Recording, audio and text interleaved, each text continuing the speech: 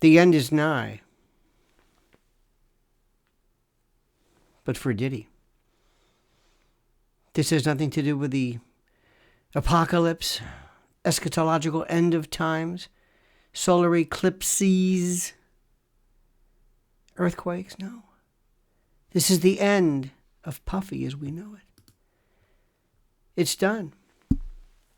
His cash collapse and implosion because of now legal bills that are mounting that will absolutely devastate him. The income from his mega lucrative partnerships are all drying up. And any close analysis of Diddy's finances up till now are showing that the end is nigh. The cessation is around the corner. Diddy, 54 years old, still lives in this expensive, halcyon, strange lifestyle. The high-profile rap star and entrepreneur, all seems to be going on as usual, despite the FBI raid, which he, of course, calls a witch hunt, on his home for sex trafficking. A search warrant that involved necessarily going before a magistrate or a judge and showing probable cause that evidence of a crime does in fact exist. This is incredible. Think about this.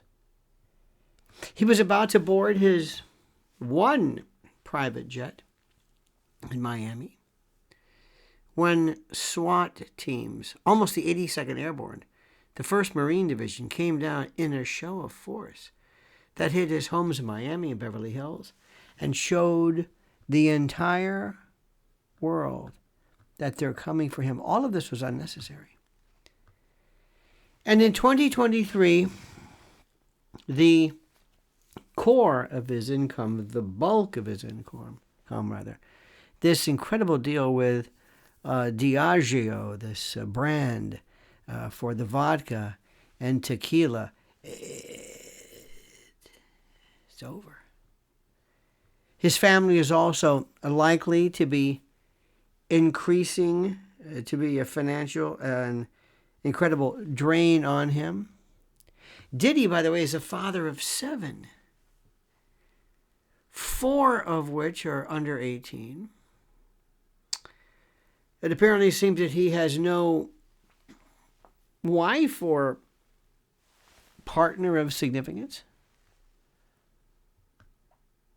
And he is believed to be paying for all of these kids. And in another financial cataclysm, his son Christian King Combs was sued in L.A. This past week, Thursday, I believe, by a woman who claims that he has sexually assaulted her in 2022 when he was 24 years old. He, of course, denies it and calls it, of course, a lewd and meritless claim and, of course, a witch hunt, and et cetera, et cetera. Now, the biggest single, according to what people have figured out, the biggest single source of his wealth for almost 20 years has been his partnership with this drinks giant, this colossus Diageo. That's the way I pronounce it, or Diageo. It allegedly brought him in cash first from 2007 through being, I guess, a 50-50 partner in the Ciroc vodka name and brand. And then from 2013, by jointly buying De Leon tequila. Anyway, to make a long story short, as part of the 2007 deal, Diageo gave him 50% of Ciroc's profits. And he was also given, apparently, from what people are suggesting, a marketing budget to promote the brand of as much as $15 million a year. This is according to Bloomberg. And he used this, of course, for his parties and his manses and his yachts and the extravagance that he has so been accustomed to. And in May of 2023, Diddy sued the company, alleging that he was being treated as in essence, they say almost like a second class business partner of sorts, compared to other celebrity booze big shots like George Clooney. And he was saying that this was done because of his race. That's right, it was racial.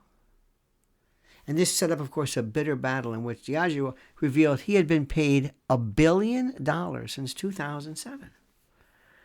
He then, of course, enlisted, and this you know things are bad when you enlist the assistance of Reverend Al Sharpton, the flim-flam high priest, to paint his fight, to depict his battle as one that would help the entire black community of sorts. Quotes, "It's like a slave master beating a slave," Sharpton said of the Diageo relationship and partnership with Mr. Combs.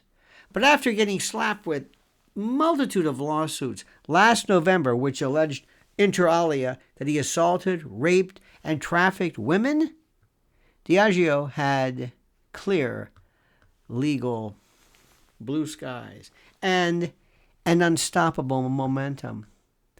Now, among the claims in the lawsuits against him were that women were assaulted at parties that he held, funded by Diageo, and which he had, of course, gift bags of body chocolates, sex toys, strippers. So Diddy, apparently, upon thinking this over, dropped his suit in January of this year, with everybody taking complete control of the brands, suggesting they effectively scored a colossal victory, leaving him, in essence, with no future income. And while the marketing budget that basically was the fuel for Diddy's social life and his immense wealth, the revenue stream from Ciroc floated all his other companies. So what happened is this. The highest profile of all of the companies in recent years was this Revolt TV. This was a cable channel which Diddy and other investors, heretofore undisclosed, set up in 2013. Now, cable channels historically are absolute cash cows when managed correctly, because their owners become privy to and susceptible to cable carriage fees. This is a share of what people pay in their cable payments, which is steady and predictable income on top of everything else. By the way, carriage fees are so terrific because these companies, this is how they make their money right off the bat. They don't have to think. Remember, people like Fox News and others, they've made their money before anybody says anything, before they've sold one moment of advertising time. So in 2013, Forbes reports that his stake to be above 50% and suggested that he could be seeing as much as $12.5 million a year from Revolt. It also had a website that was involved as well. But when Diddy's ex, the now plaintiff, Cassie, accused him of rape and sex trafficking, Diddy then stepped down as chairman. The last month, TMZ reports that he basically dumped his stake in Revolt to an anonymous buyer for an undisclosed amount.